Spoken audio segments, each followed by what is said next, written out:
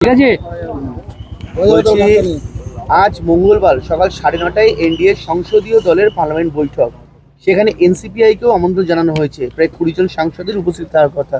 তাহলে কি শুধুমাত্র সময়ের অপেক্ষা সুদীপ কাকুলিদের? ভালো কথা। এটা মাননীয় প্রধানমন্ত্রীর যে কাজ, উন্নয়নের কাজকে যদি কেউ সাপোর্ট করে ভালোই তো। দেশের জনতা যাতে আরও লাভ পায়, ভালোভাবে উনি কাজ করতে পারেন উন্নয়নের, বাকি পার্টি যারা আছে তারাও সাপোর্ট করুক। এসএফআই এর মিছিলে মৌলালি থেকে নাকি বিজেপির কর্মী সমর্থকেরা দমকলের গাড়িতে উঠে ঢিল ছুঁড়েছে, জল ছুঁড়েছে, এরকম একটা ছবি এসএফআই এর তরফ থেকে দেওয়া হয়েছিল। পরে ফ্যাক্ট চেক করে দেখা যায় সেটা রাঁচির ছবি।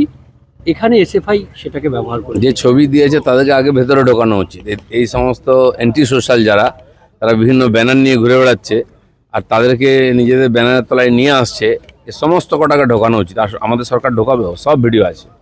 দাদা, আজকে সংঘ পরিবার পথে নামছে, ছাত্র শিক্ষক অধ্যাপক শিক্ষাকর্মীরাই মহামিছিলে থাকছেন।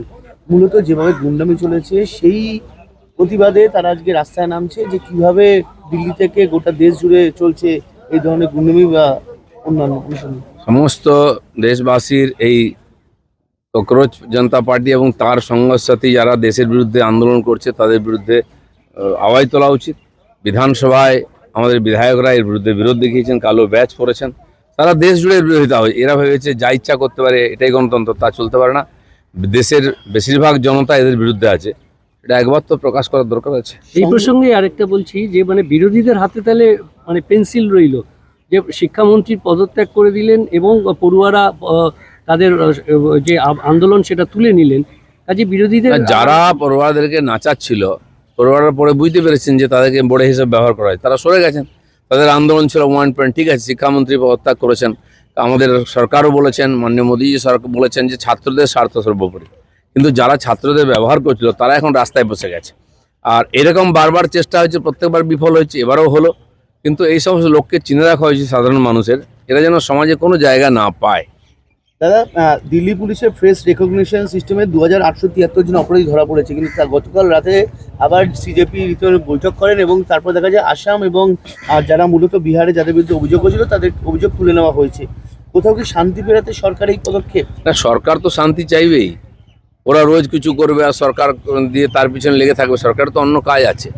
কিন্তু এটাও ঠিক, যারা এই ধরনের অব্যবস্থা নির্মাণ করবে, আইন শৃঙ্খলার সমস্যা তৈরি করবে, তাদের বিরুদ্ধে সরকার ব্যবস্থা নেবে। না, যারা কোথাও না কোথাও গিয়ে কাউকে সামনে নিয়ে এসে ভাড়া দিয়ে লোক নিয়ে এসে গন্ডগোল করবে, যেটা কলকাতায় চেষ্টা হয়েছিল। যেমন রোজ প্রতিবার গতকাল দেখা যাচ্ছে বলছে আবারও আমরা বসবো। এই যে প্রতিবার একটা কেউ বসুক, বলুক, বক্তব্য রাখার অধিকার সবার আছে।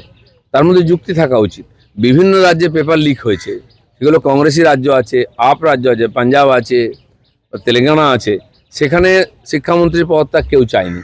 আর যাদের সরকার তারা এখানে এসে শিক্ষামন্ত্রীর পদত্যাগ চাইছে, তার মানে বোঝাই যাচ্ছে এর পিছনে একটা কিছু উদ্দেশ্য আছে। যেমন কথা তেমন কাজ। রাজ্য সরকার কাটমানি সিন্ডিকেট সংক্রান্ত যে সমস্ত কার্যকলাপ, বেআইনি রাস্তায় কর টোল, এর বিরুদ্ধে টোল ফ্রি হেল্পলাইন সেটা নবান্নে আজ চালু হতে চলেছে। কি বলবেন? সাধারণ মানুষ যে কোনো জায়গায় সমস্যায় ভুগলে সবসময় পুলিশ কমপ্লেন নেয় না। তো সেই জন্য সরকারের কাছে ইনফরমেশন আসা উচিত যে কোথায় কী সমস্যা চলছে, নাহলে সমাধান কী করে করবো। এই ধরনের সব ধরনের এই ধরনের টোল ফ্রি নম্বর বিভিন্ন ডিপার্টমেন্ট থেকে আসছে। আমাদের পঞ্চায়েতেও আছে। আমরা নতুন নম্বর জারি করছি, পঞ্চায়েতে কাজ না হলে সেটা মানুষ জানাবেন সমস্যায় পড়লেন। আর এইভাবে সাধারণ মানুষের জীবনযাত্রাতে কোনো রকম বাধা যাতে না আসে, সরকার সব চেষ্টা করছে। আয়ুষ্মানের যারা অন্তর্ভুক্ত নয় তাদের জন্য 5 লক্ষ টাকার পারিবারিক স্বাস্থ্য বীমা চালু করলো রাজ্য সরকার। এটা গরিব মানুষরা তো কতটা উপকৃত হয় বলে মনে করছেন? সরকার ভেবেচিন্তেই করছে সব। অনেকে হয়তো তার আওতায় আসছেন না বা তাদের নাম আসেনি, সেসব লোককে, আগে তো স্বাস্থ্যসাথী ছিলই কিন্তু কার্ডটাই ছিল, কাজ হতো না কিছু। বহু হসপিটালে ট্যাক্স বাকি, তারা গেলেই বলতো বিল বাকি, আমরা ভর্তি নেবো না। তো আমরা দুটোই, যেটা আগেও বলেছিলাম আমরা, যে দুটোই দিক। কেন্দ্র সরকার দিচ্ছে, নেবো না কেন? আমরা সাধারণ মানুষের জন্য দিচ্ছে, সাধারণ মানুষের টাকায় সমস্ত প্রকল্পের লাভ আমরা সেটাও নিয়েছি। বাকি যারা বঞ্চিত হবেন, রাজ্য সরকার তাদের সঙ্গে আছে, তাদেরকে সব রকম সহায়তা আমরা করব। এবার জাল সার্টিফিকেট দেওয়ার অভিযোগ অভিষেক বন্দ্যোপাধ্যায়ের বিরুদ্ধে। জাল ডাক্তারি সার্টিফিকেট বিদেশ যাত্রার জন্য দিয়েছেন। আগেই আদালত বিদেশ যাত্রার অনুমতি খারিজ করেছিল, তারপর এই জাল ডাক্তারি সার্টিফিকেট, কি বলবেন?